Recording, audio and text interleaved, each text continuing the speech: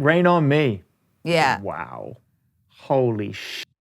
What a smash. Ariana was so effusive the other day and said that you are an incredibly generous collaborator, like a supportive collaborator, that you go into the experience making sure that not only you're performing at the highest level, but you're giving people a safe space where they can be a part of it. And it's not just come and do your part and I appreciate it. Like, be a part of this experience. For sure, Matt. Thank you, Ariana. She's not on the call with us, but her and I connected right away. And she was so wonderful. And I think maybe she assumed that it would be that she came in and I was like, here, just sing this and thank you so much for your time, right?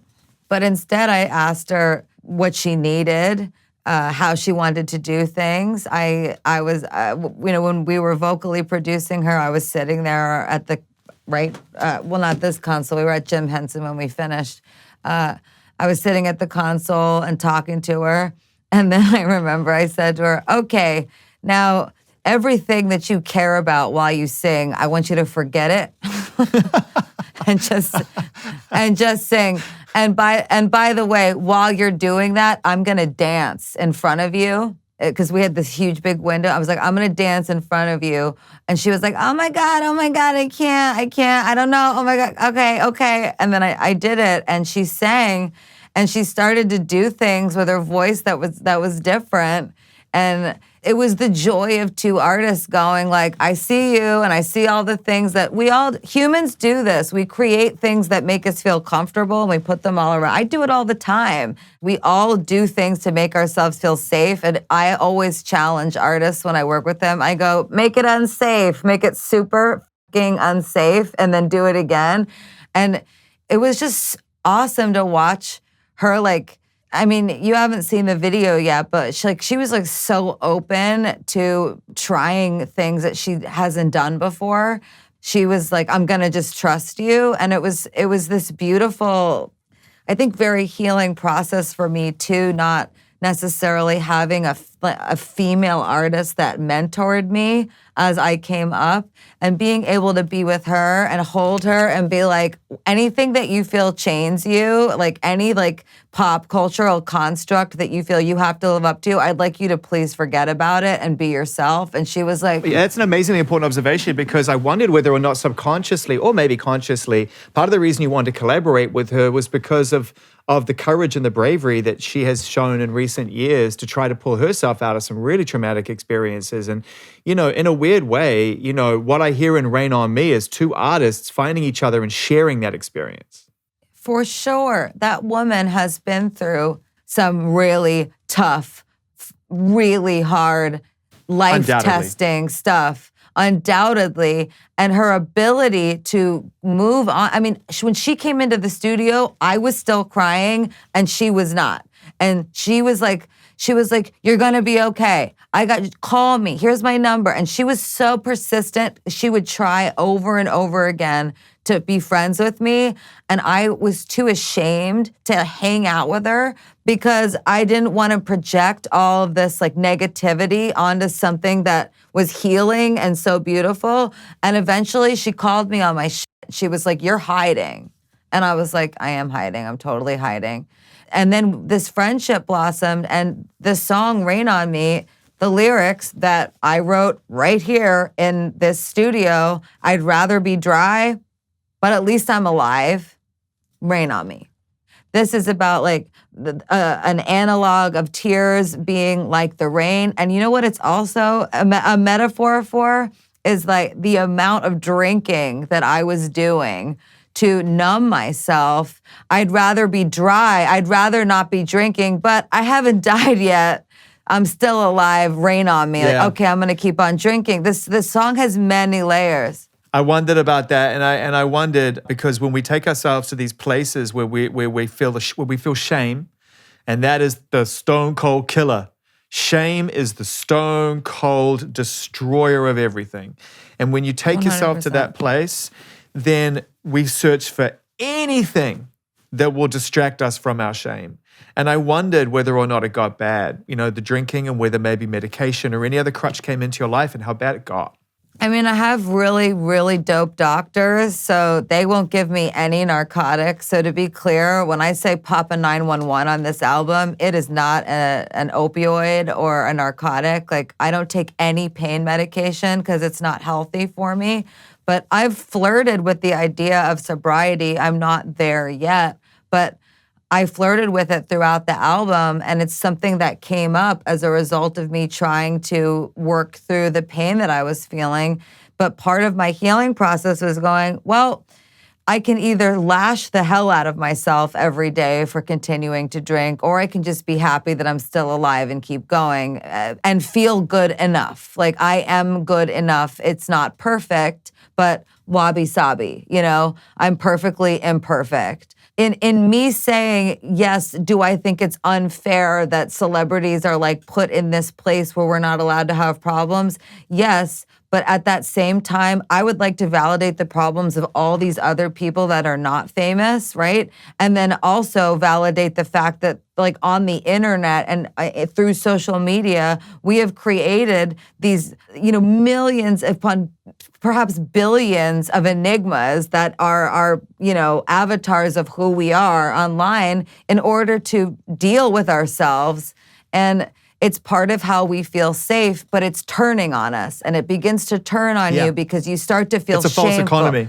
It's a totally false economy, and the currency is shallow as fuck, right? It's like you can't be pretty enough on Instagram. You can't be thin enough. You can't be hot enough. You can't be rich enough. You can't be.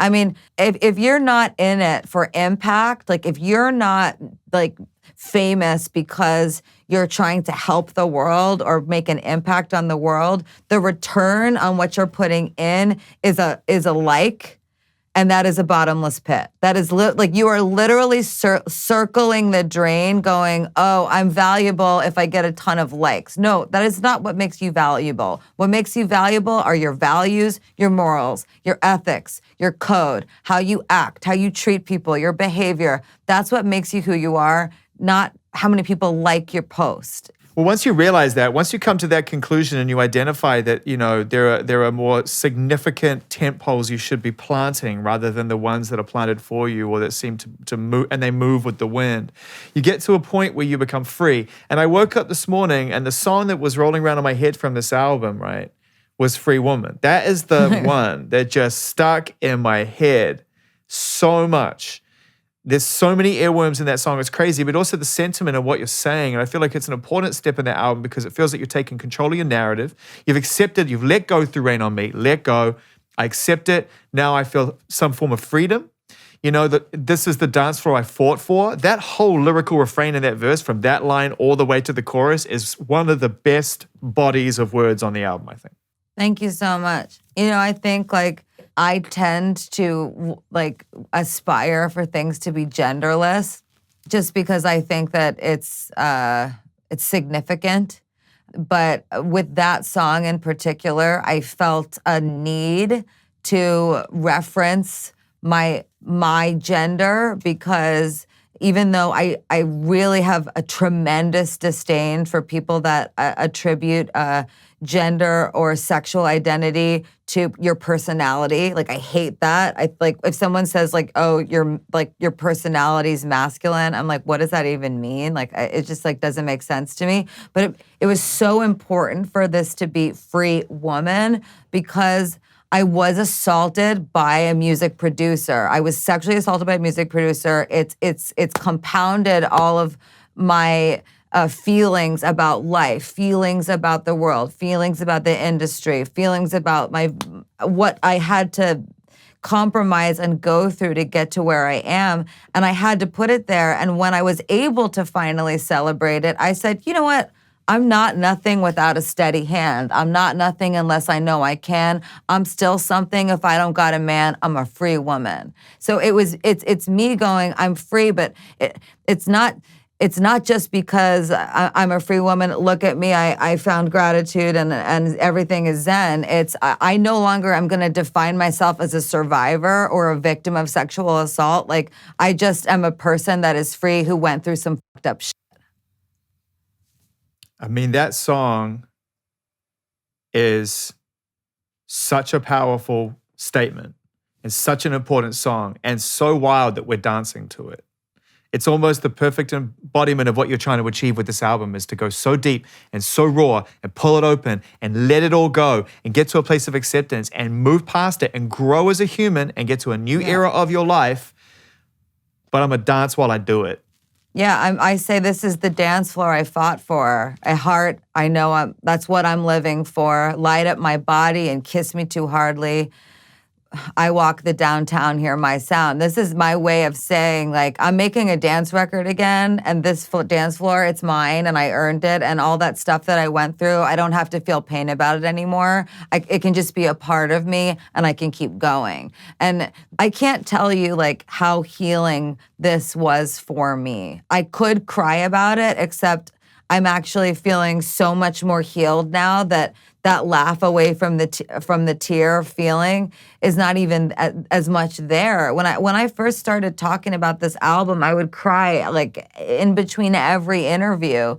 And now I go, well, you know, it turns out if you believe in yourself, sometimes you're good enough. And it turns out that's possible. And I would love for people that listen to this record to feel and hear that. And I also wish to say that, you know, not every country around the world, not every place has at their disposal what many of the things that we are talking about, pop cultural constructs, internet constructs, political constructs that pertain specifically to America or certain types of governments. But what we do share is life experiences. And what I can share is that if there is even a tiny spark inside of you that is still alive and beating and saying, hey, I'm okay, everything else isn't, but right over here, this part, it's okay, grab it. Grab it and hold on to it. And it is possible that if you do, it will light you up in a way that you do not think you can be lit up. It will bring you back to life if you believe in yourself. And it's really hard to always believe in yourself, but I hope that I can make people feel in some type of way that because I did, maybe they can too. Well, you started out trying to heal everybody, but then you ended up right back staring at yourself. And what's amazing, and this may be the most personal question I've ever asked you, but I think it's a beautiful thing where you're at, and I'm going to go there. One of the things that's most evident to us when we find clarity is the decisions we made in our lives and the way that we self-sabotage in order to punish ourselves. Yeah. And we make dumb decisions because we don't know any better, and we think we're dumb, and that's what we deserve. And they're decisions that get made right across the whole spectrum of your life. But it's a human desire to be loved and to love. Yeah. And now that you've come out the other side of making this album, you are in a situation where you're discovering a new love. Can you describe how it feels and how different it is knowing yourself better now? I think I forgive myself. I forgive myself for all the ways I've punished myself in private. You know, I've been open about the fact that I, you know, used to cut. And I've been open about the fact that have had masochistic tendencies that are not healthy, and they're ways of expressing shame, they're ways of expressing feeling not good enough, but actually they're not effective. They just make you feel worse. And you think that you deserve to be hurt, and you think that you don't deserve good things. You think you don't deserve happiness. And, you know, I have these like scars on my wrists, and like it's been something that's kind of bothered me for years when I've seen when I was younger, I don't really read the internet anymore, to be honest, but when I was younger, I would see people write like those scars on her arm are disgusting. And that makes you feel even worse because it makes no sense why someone that feels sad would want to hurt themselves. And to a lot of people, that makes no sense. To me, it makes a lot of sense. Once I made deals with myself like you're not doing that anymore. Now when you want to hurt yourself and if you want to throw yourself against the wall, like, and scream, you tell someone. I wish to not glamorize this in any way to anyone that's listening to this interview or watching this interview. You do not need to hurt yourself or be crazy to be a superstar. You don't have to hurt yourself to feel better, even though, like, yeah, temporarily you think it's going to cut the pain off that's going on in your brain. It lasts 2 seconds. The harder thing to do is to ask for help and to tell someone. To answer your question in long form, these are some of the things that I've been through. And then I stopped and I forgave myself eventually. But I think I forgave myself because I decided that I was human, and that made me feel better. I was like, oh, I'm doing this incredibly human thing, even though I feel like a plastic doll. Look at me, I'm so fucking human. And now you're able to feel love and be loved, right? And know what it feels like and not try to burn it down because you don't deserve it. No. When love, when that word gets bigger, when you love someone, and somebody like me, that usually inspires, like what we were saying in the beginning, the unconscious to go, don't do it, you're gonna get hurt, don't love, you don't deserve love, look at all the weird shit you've done, look how you've acted, look at what I used to say was crazy behavior that I now have extreme compassion for, not only myself, but other people who experience this. That as it gets bigger, as I love someone more, I am internally being yelled at by a voice that is buried inside of me. And it's hard, but it's worth fighting for. One of my favorite lyrics on this album is, every single day, yeah, I dig a grave, then I sit inside it wondering if I'll behave. It's a game I play, and I hate to say you're the worst thing and the best thing that's happened to me. All this stuff that made me start the album with, could you pull me out of this alive, right?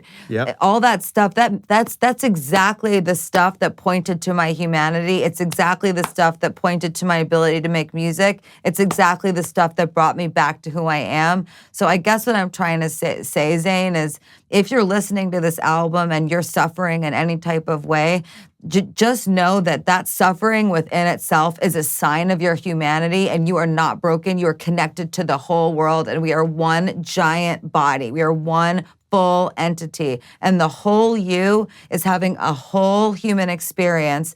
And there might be parts of your life that feel like completely shallow or robotic or ancillary and unimportant, and that's okay. But that suffering is a sign that you're real, and it's a way to ground yourself. Like, I've actually learned that when I feel that way, I can go, well, I'm a person, and this is very real, and I'm human.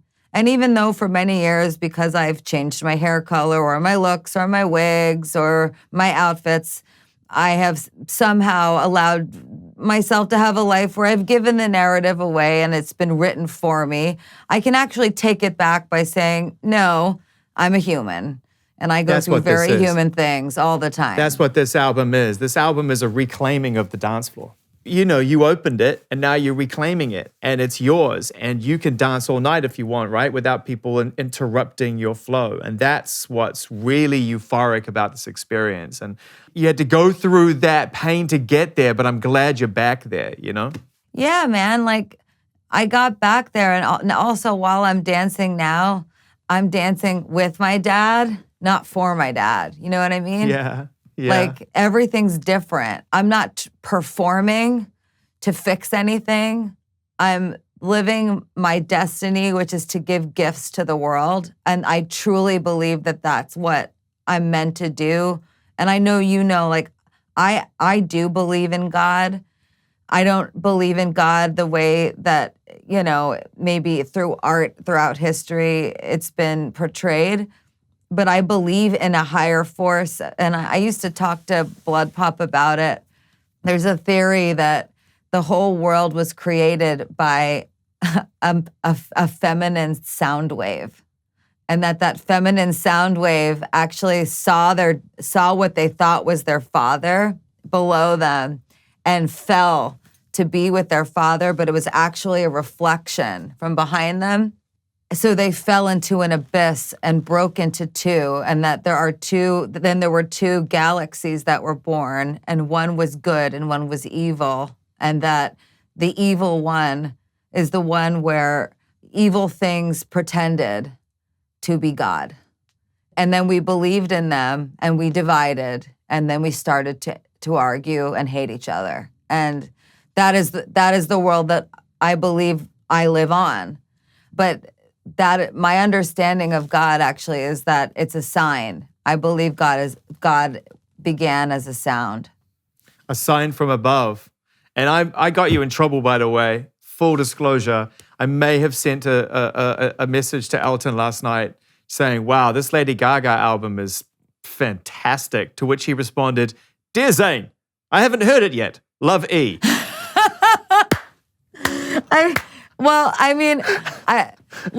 First of all, he's on a world tour.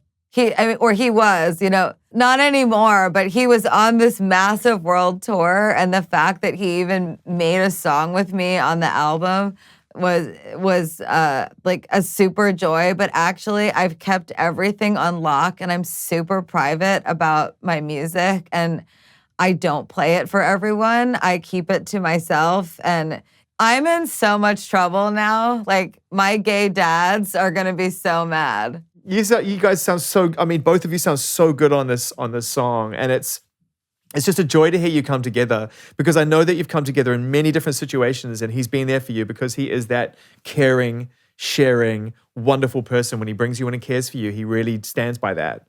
He's been my mentor for a long time. I mean, he's always challenged me to like keep my head above water. And it's, something that I always appreciate is that he knows when I'm down. Like, he just does.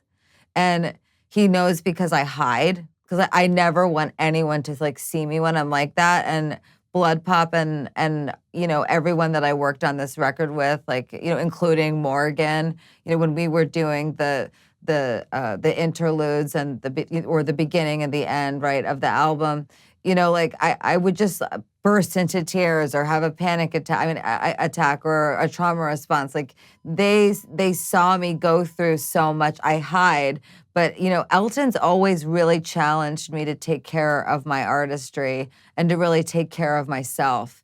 And I really, really honor that about him. He is so uniquely special, and I cannot tell you how like instrumental in my life he's been to showing me that you can go all the way in life. You can go all the way, and decades and decades of a career, and be authentic and be you and do good things in the world and take care of yourself and be there. Like, he's such an inspiration. And for me, it's been so important because, and I have also a very close relationship with his husband, David. And the truth is, I've had a harder time with older women, other than, I would say, like, I feel like, Celine Dion has been like such a warm and beautiful human being to me. But in terms of having a female mentor that goes like, this is how it's done, other than her and Carole King, who I briefly met, who was very supportive and like loving of my career, it's proven difficult for me to have someone in my life that would show me the way. And having Elton and David has been so wonderful. And I'm gonna send Elton the record, because Elton, David, and the boys should hear it before it comes out. But he's gonna know what happened, when he listens to it, because he knows me and he knows the difference of me going, give me that fucking pink hat and tell everybody to shut up. I'm about to like play guitar and sing Joanne. And he knows when I sit down and I go, okay, how can I take something that's extremely painful for me and find the one piece of it that's universally human and help somebody else? And then let's see what it sounds like. What does it sound like? I literally, Zane, when I make records, I can hear it, I see it. It's like the sound is colors, and then the words just come to me. They fly into my brain, but I literally go open the portal, talk to the sound, listen for God, listen, and then make the music. And he's gonna hear that, and he's gonna know that I made a choice, and the choice was not just to make this record for myself, it was to make it for the world. You talked about not having a lot of strong, significant female role models that could guide you and having to go somewhere else to find that. And we talked a little bit about how supportive as a collaborator you've been to Ariana, but also there was a little bit of trade because she showed you support on a personal level. You know, you brought BLACKPINK into this equation, who are obviously one of the most exciting groups to emerge on the world scene in a very long time. And it must be for you really nice to be able to, it must be kind of the ultimate closure to recognize what you didn't receive in kind, that you can share and you can show to others. I guess my question is, are you keeping an eye on the BLACKPINKs and the Aries of this world because of what you've been through? 100. I love Billie Eilish. I love all these younger artists. I'm there for you. I love you. I am not in competition with anyone. I want everyone to win. I want to support and love. But that's how I feel about the world, Zane. Like, just generally, I feel that my rebellion in life is to be kind, to almost an annoyance to people. And I remember there was I forget what award show. I mean, Billie's won like so many awards, and there was one night where she just swept a whole bunch of awards, and I said, send her some flowers. I wrote her a note, and for me, it's healing because I go, you know what, that hurt me that I didn't get that, but that's okay because I'm gonna be that for someone else, and me being that for anyone is also a gift for me because I go that means it doesn't not exist. It does exist. And do I want people to love the record? For sure. Like, I'd love for people to love the record, but it's not just about the music, Zane. It's about who I am and what I'm trying to say. The first billboard that came out for this album said, "You are essential," right? I mean it. And I think that the simplicity of seeing something kind on your phone that's so simple, or just like walking down the street and just seeing block letters that are telling you that you matter, that's who I am. This is not just about music. This is about culture. This is about how can I do something? Investing in it, exactly. Investing in it, like, seeing the rewards of it. Where do I fit in? What do I mean in this industry? And you know what? If my record is loved by people, great. And if not, I really hope that young female artists or young artists of any gender identity, any sexual identity, will know that I'm rooting for them and I love them. I think artists are beautiful. I think people are beautiful. And I think this idea that we're rooting each other on, cheering each other on, I think it's so important. And look what's happened in this world with SARS-CoV-2. It's like this idea that we need to cheer each other on. I don't think that we've witnessed a time in history where this has felt more important. Yeah, I agree. And we should focus very much on those that need help the most. That's why I did the Global Citizen Special with the World Health Organization, is because I wanted to help the people that were the most in need. That's what the World Health Organization does.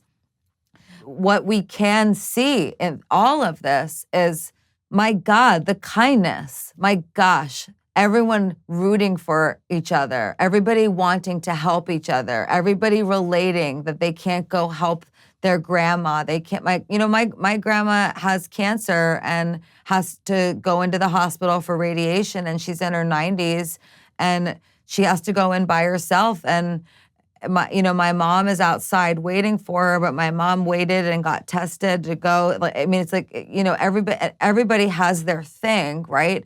But there's some people in the world that already had nothing. Like, they already had what we can't even fathom, just a quality of life that we don't understand. And then this happened.